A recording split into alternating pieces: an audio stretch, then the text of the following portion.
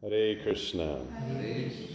Então nós estamos lendo do Srimad Bhagavatam, 11º canto, 8º capítulo, verso 20, com tradução e comentários pelos seguidores de Sua Divina Graça, A.C. Bhaktivedanta Swami Srila Prabhupada. Então nós vamos continuar com a língua. O tema da língua não acabou, porque, como a gente falou, é um tema muito importante, né, na cultura do yoga. O que fazer com a língua, olha só, tem uma língua. Então ele vai continuar. Ele falou da última vez, ele estava falando sobre o peixe, né, que se prende pelo anzol e morre. E agora a gente vai continuar com esse tema. Então vamos ler junto. Indriyani jayanti ashu Nirahara manishanaha Varjayitva turasanam Tam niranasya vardate Indriyani jayanti ashu Nirahara manishanaha Varjayitva turasanam Taniranasya vardate.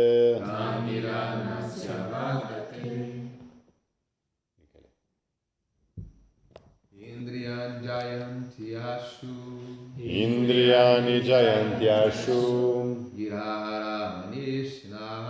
Nirahara manishanaha Varjayitva turasanam Taniranasya vardate.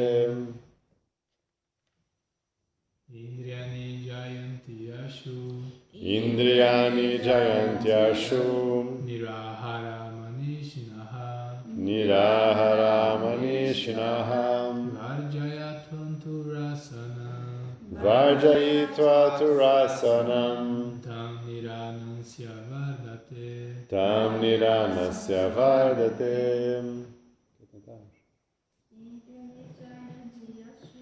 Indriyani jayanti ashu Nirahara manishanaha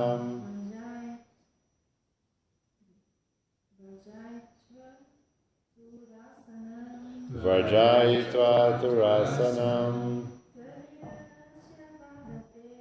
Tam nirasya vardate. Indriyani, os sentidos materiais. Jayanti, vencem. Ashu, rapidamente. Niraharaha, aqueles que restringem os sentidos de seus objetos. Manishanaha, os eruditos. Varjayitva, exceto. Tu, porém. Rasanam, a língua. Tat, seu desejo. Niranasya, para quem está jejuando. Vardhate, aumenta. Repita comigo. Mediante o jejum, homens eruditos rapidamente controlam todos os sentidos, exceto a língua. Porque através do fato de abster-se de alimentos, esses homens são afligidos do desejo ainda maior de satisfazer o paladar. Vou repetir sozinho. Mediante o jejum, homens eruditos rapidamente controlam todos os sentidos, exceto a língua, porque através do fato de abster-se de alimentos, esses homens são afligidos do desejo ainda maior de satisfazer o paladar. Então, quem já fez jejum, já experimentou que ele tem esse efeito incrível, né, de vai abafando tudo, né? Você vai fazendo jejum, você literalmente vai perdendo interesse em tudo, né? Exceto comer, né? Exceto a vontade de comer mais, mas o resto você vai ficando cada vez mais desconectado com a matéria. É uma técnica bem simples assim. Então a gente tem os nossos jejuns regulares assim, aquele momento de você dar uma desconectada, assim, você sentir, tirando o desejo da língua, você sentir assim aquela desconexão do desejo de desfrute, você vai perdendo assim a vontade, o desejo de desfrute, né? Vai ficando cada vez mais desinteressante o conceito de desfrute. Mas fica a vontade de comer, né? Aí você tem que não pensar nesse tema, assim. Então, está dizendo que a língua tem isso, ela consegue, né? Se abstendo de comer, você consegue controlar tudo, menos a língua. Tudo menos a língua. Então, mesmo a língua, para você ver como ela é poderosa, mesmo nessa hora que todos os sentidos vão perdendo, mas a língua não perde. Então, esse é o ponto que ele está querendo lançar aqui. Vou ler o significado.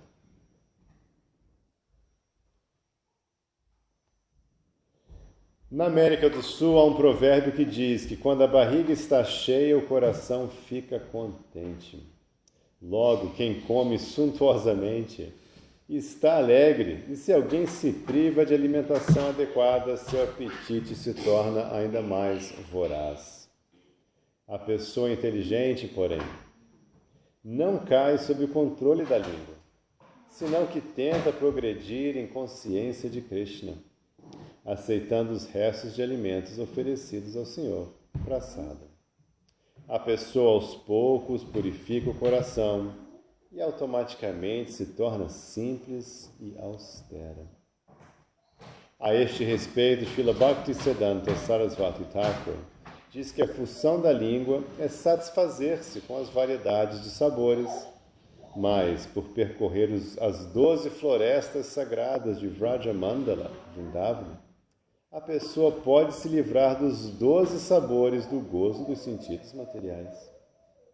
As 5 divisões principais das relações mundanas são admiração, neutra, servidão, amizade, afeição parental e amor conjugal.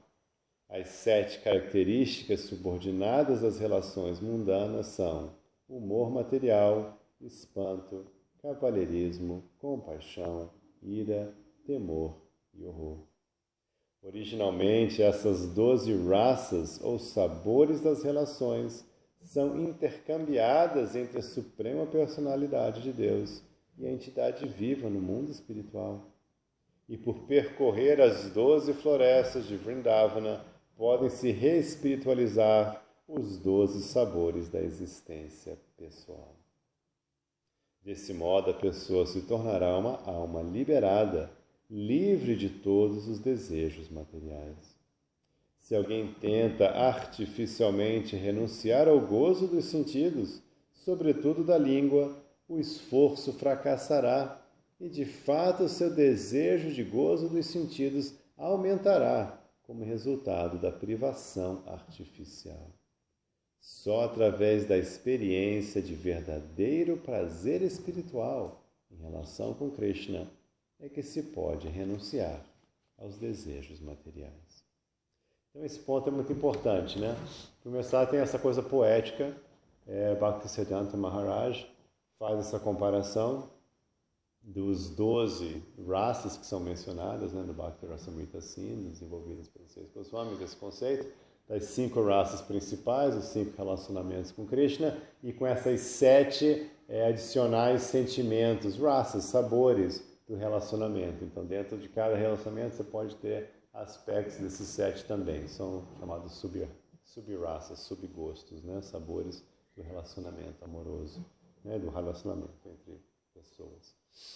Então, ele fez essa comparação interessante, né? Desses 12 raças, 5 principais, 7 secundárias, essas 12 raças em relação às 12 florestas de Vrindavana. Isso é um detalhe técnico, mas em Vrindavana divide-se a área de Vrindavana, né, esse lugar sagrado de Vrindavana, tem essas 12 diferentes florestas, em cada floresta tem diferentes lilas de Krishna, enfim.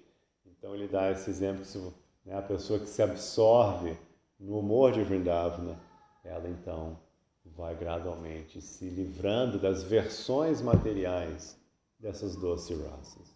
Essas 12 raças existem aqui no mundo material, na sua versão material. Inclusive, o Rupa Goswami, ele pegou essa terminologia de raça, desses relacionamentos, essa terminologia veio da tradição de teatro da Índia medieval. Ele pegou porque naquela época, na Índia medieval, falava-se nisso como estrutura para quem queria aprender a fazer teatro, fazer peças, enfim, no campo de arte. Não só cênicas, mas enfim, de arte, assim, de literatura, assim, Quem produzia, trabalhava com esse tema de arte, você tem que conhecer, Um bom artista, ele tem que conhecer bem os relacionamentos, senão não vai conseguir colocar aquilo na forma de um filme, de um livro, Não vai ter graça nenhuma, ele tem que entender bem. Então eles falavam dessas raças, e ele pega essa terminologia e espiritualizou e usou na tradução de Krishna, seguindo os ensinamentos de Chaitanya Mahaprabhu, mas já tinha, na época, esse conceito. Então, esses relacionamentos certamente que existem, Qualquer pessoa que senta e pensa vai conseguir chegar nessa estrutura e entender que existem esses 5 maneiras principais de 2 pessoas se relacionarem, Neutralidade, servidão, amizade, amor parental e amor conjugal. Isso existe. E essas 7 outras secundárias também é bem manjado, Então, o ponto é que quem não consegue se absorver no gosto superior, quem não consegue usar esse relacionamento, essa doçura, mas não consegue pegar a versão original, que é a versão transcendental de você se relacionar com Deus, em uma dessas 5 principais e com os detalhes dessas 7 secundárias, quem não conseguir experimentar isso no campo transcendental espiritual, não vai conseguir abrir mão da versão material. Esse é o ponto. Isso que a gente sempre explica. Quem não experimenta o gosto superior da vida espiritual, não pode abrir mão do prazer material. Não tem como. Você pode fazer por um tempo muito limitado e fica muito artificial. E o resultado é esse que foi alertado aqui. Normalmente quem se priva, ele se empolgou, teve um surto assim de desapego, aí ele vai e tenta viver uma vida assim muito seca, tipo no budismo zen, uma coisa assim. Depois de um tempo ele volta com toda a vontade e força para o mundo, porque quer compensar aquilo de alguma forma. Quem fica, os prisioneiros, eles vivem, uma tapassa, eles já são, então, mas depois quando sai tem que, não aguentava mais. Então tem essa necessidade de compensar posteriormente o prazer. Não adianta. Mas só espiritualizando, gradualmente trabalhando isso, guiando, como no começo aqui, pela praçada, o que você faz? Você pegou esse desejo tão forte da língua de desfrutar, de comer, e você direcionou ele à praçada. Então o ato em si já é sagrado, você começa, aí você está no caminho de purificação, sem ter que artificialmente praticar algum tipo de renúncia que você não daria conta de manter. Que só traria depois frustração e o desejo de cair de novo na prática. É muito interessante. E outra coisa importante é que Bhaktisiddhanta, ao mencionar Vrindavana, as 12 florestas de Vrindavana, está reforçando a missão de Chaitanya Mahaprabhu. Chaitanya Mahaprabhu resumiu a sua missão dizendo que ele veio aqui para não só trazer o foco de novo em Krishna, mas em Vrindavana. Krishna em Vrindavana especificamente. Então esse humor de Vrindavana, ao mencionar as 12 florestas, isso é parte direta da missão de Chaitanya Mahaprabhu. Ele veio aqui para trazer esse enfoque novamente nessa doçura de Krishna em Vrindavana especificamente. Ao mostrar que outros aspectos de Deus, como Narayana, Vishnu, eles não têm esse elemento da doçura de Vrindavana. E por não ter, por exemplo, o relacionamento conjugal, não ter a flauta, não ter os amiguinhos, não tem essa intimidade de Vrindavana. Aí, em termos de lógica, assim, obviamente, Krishna é o aspecto mais elevado do Supremo, porque os outros não têm isso que tem. Então, se algo tem mais que o outro tem, é melhor, né? Você pode ter 2 carros, o mesmo motor, não sei o quê, mas um tem ar-condicionado, não tem. Qual que é melhor? Ar-condicionado, não é tudo igual, eu tenho um extra, tá. Esse aqui tem, né, um motor melhor. Tudo igual, mas o motor então, é melhor, porque ele tem tudo que o outro tem, mas tem algo melhor. Então, lógica. Então, eu falo assim, como Krishna tem todas as outras qualidades de Narayana e Vishnu, então, mas aí ele tem algo mais. Ele tem essas intimidades, esses rasas especiais, esses devotos especiais. A flauta tem coisas que Narayana e Vishnu não tem. Então, portanto, é o aspecto último de Krishna. Então, Chaitanya Mahaprabhu fez essa, né, ele usava esse argumento enquanto ele rodava a Índia, né, no seu trabalho assim, de divulgação, ele usava esse argumento para ajudar as pessoas da tradição já de Bhakti, já Vaishnavas, a criar o seu foco, entender a importância da tradição específica de Krishna, e especificamente Krishna em Vrindavan. Porque parece que não é mais aqui, né? São detalhes, mas são detalhes fundamentais. Né? Eu parto esse filme de Krishna, e quando Krishna sai de Vrindavan, aquele castelo que ele criou, vai se ver e tal. Dwarka. Ele começa a ter as atividades dele com as rainhas, não é mais Krishna. É meio que passa como de Narayana, porque é só riqueza, luxo, um monte de coisa que não vai querer muito outra personalidade assim. Exatamente. Ok, verso 21. Repita comigo. Embora alguém possa dominar todos os outros sentidos,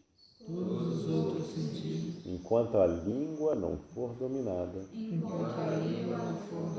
não se pode dizer que ele controlou os sentidos.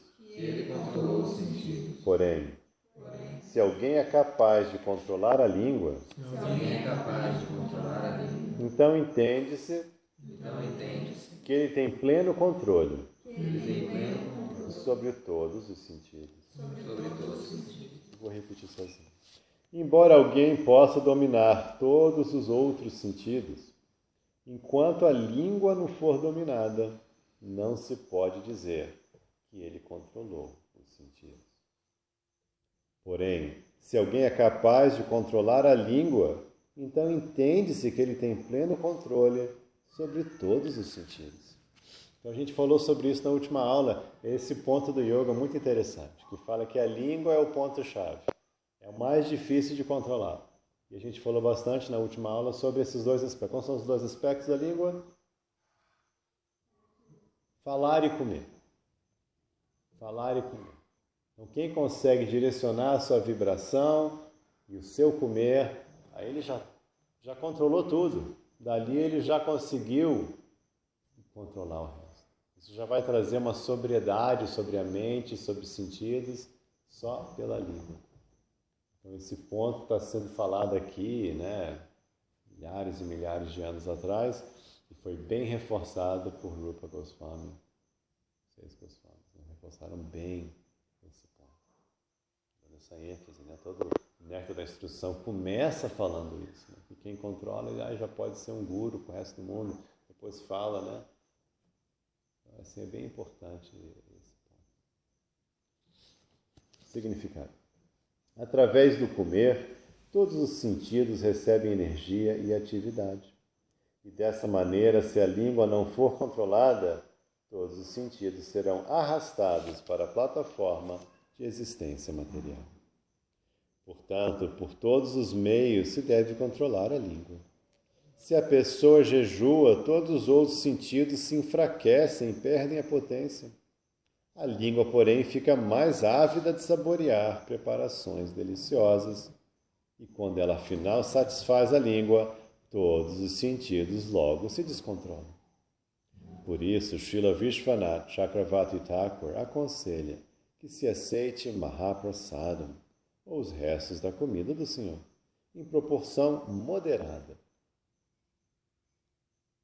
Já que a função da língua também é vibrar, deve-se vibrar o glorioso santo nome do Senhor Supremo e saborear o êxtase da consciência de Krishna pura. Como se afirma no Bhagavad Gita, Rasa Vardram Raso Pyasya Param Drishtva Nivartate. Só através do gosto superior da consciência de Krishna é que podemos abandonar o fatal gosto inferior que nos mantém aprisionados no cativeiro material. Srila Bhaktisiddhanta Sarasvati Thakur declara que enquanto a inteligência estiver coberta pela matéria, a pessoa não poderá compreender o prazer da consciência de Krishna.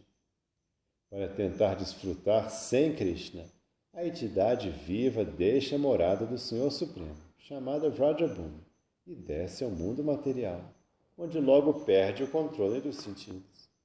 Ela se torna vítima, sobretudo, da língua, do estômago e dos órgãos genitais, que exercem pressão intolerável sobre a alma condicionada. Esses desejos cedem, porém, quando a pessoa restabelece sua bem-aventurada relação com o Senhor, que é de fato reservatório de todo prazer. Quem se apega ao gosto da consciência de Krishna automaticamente segue todas as regras e regulações da vida religiosa devido à atração espontânea por Vishuddha Sattva, ou modo da bondade pura. Sem tal atração espontânea, fica-se de certo confuso com as investidas dos sentidos materiais. Mesmo a fase inicial do serviço devocional chama-se Sadhana Bhakti, prática reguladora. É tão poderosa que leva a pessoa à plataforma de Anartha Nivriti, onde ela se livra de indesejáveis hábitos pecaminosos e recebe alívio da pressão da língua, do estômago e dos órgãos genitais. Desse modo, ela se livra do cativeiro dos vícios materiais e não pode mais ser enganada pelas tentações da energia material. Como se diz, nem tudo que reluz é ouro. A este respeito, Srila Bhaktisiddhanta Sarasvati Thakur recomenda que ponderamos sobre a seguinte canção, escrita por seu pai, Srila Bhaktivinoda Thakur. Vamos fazer juntos? Sharira Vidyajam Jadendriya Tahekam Jive Fele Vishaya Sagorem Tare Madhya Jivatim Loba Moisu Durmatim Takejeta Samsare Krishna Vada Doyamoyam Kori Bare Jivajayam Swaprasadana Dilobhayam Seyam Narita Paum Radha Krishna Gunagam Premidako Chaitanya Nitayam.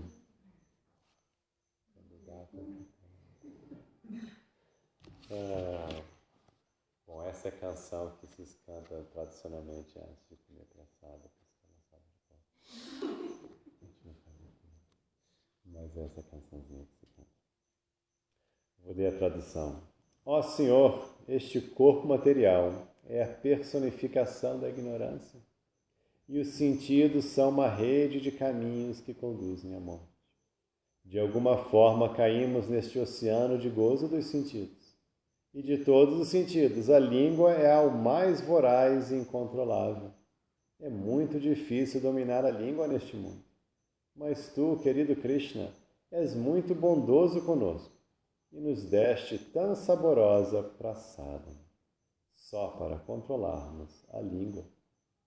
Agora tomemos esta prasada para nossa plena satisfação e glorifiquemos suas onipotências Sri Sri Radha Krishna e com amor peçamos a ajuda do Senhor Chaitanya e do Senhor Nityananda.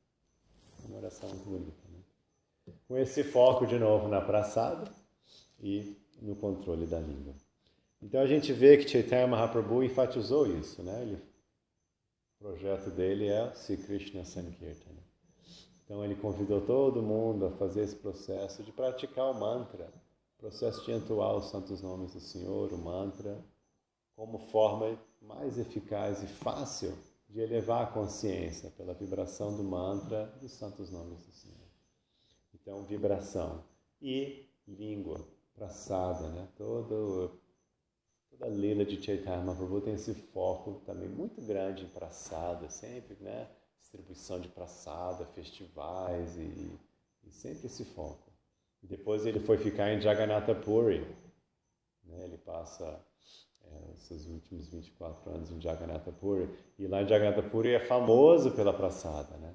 Jagannath Prasada. Então, até hoje, né, já há milhares de anos, mas até hoje, eles têm esse foco muito grande em fazer quantidades assim, enormes de alimentos para oferecer ao seu Jagannatha, e aí eles vendem, doam, enfim. É uma inundação de prasada todos os dias em Jagannatha Puri, todos os dias. E Chaitanya Mahaprabhu só comia, né, todo mundo da turma, naquela época, 500 anos atrás, todo mundo só comia Jagannatha Prasada. E aí ele fazia questão de levar um pratinho de Jagannatha Prasada para Haridas Thakur, só prasada. E vários passatempos engraçados assim dele comendo prasada. E ele dava instrução, né? Coma prasada até o pescoço.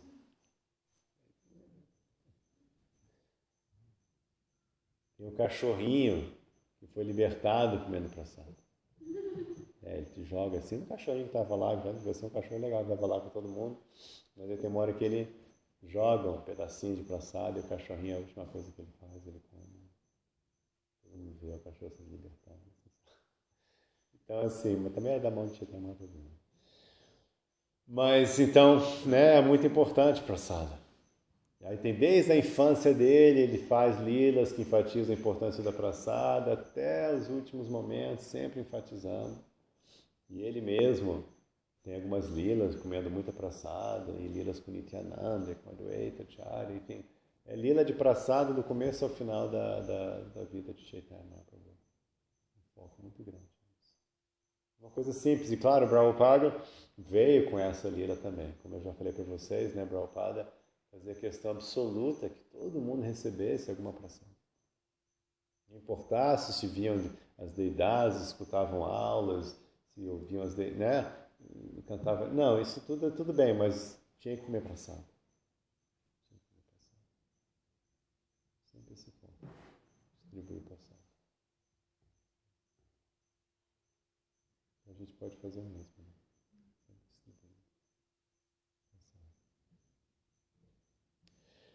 Algum comentário, alguma pergunta? Sim.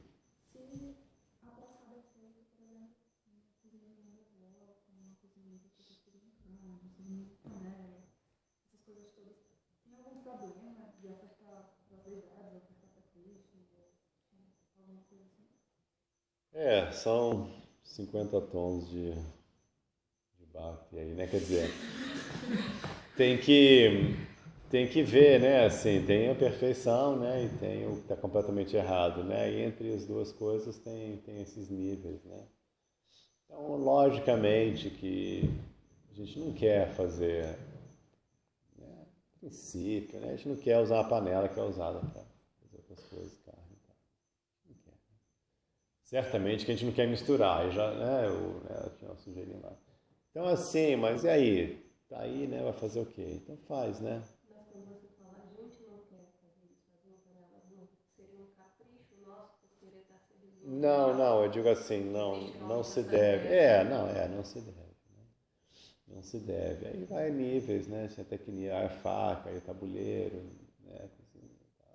Mas o ponto é ser prático. A gente tem que ser prático e certamente que é benéfico, né? Se foi feito o esforço, a consciência estava lá, tudo bem, então está valendo, né? Está valendo. Então que a gente vai, né? A gente recomenda as pessoas, vai no restaurante aquilo, né? E come lá o que é vegetariano e oferece. Fazer o quê? Não tem nada, né? Não foi panela, misturado, tudo lá, o cozinheiro. Mas pelo menos ali, né? Que é a última coisa ali que você pode fazer é pegar aquele pratinho. Pelo menos você ofereceu. Então está valendo, certamente que está valendo. É importante a pessoa comer assim.